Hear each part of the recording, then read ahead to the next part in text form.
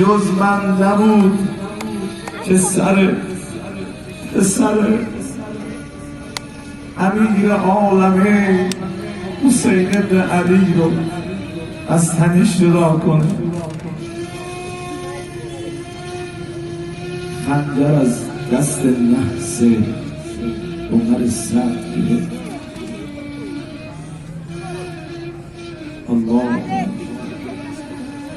آقا سیگارت ریخ اومد. از جلوش وای نسر.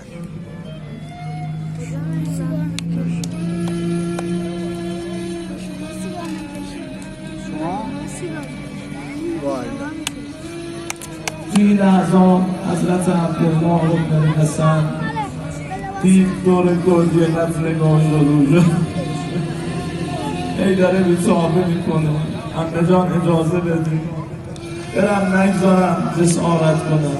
نه عمه جان نمیشه. هر جور بود دست از دست عمه کشید و رفت سمت گلگی قتلگاه.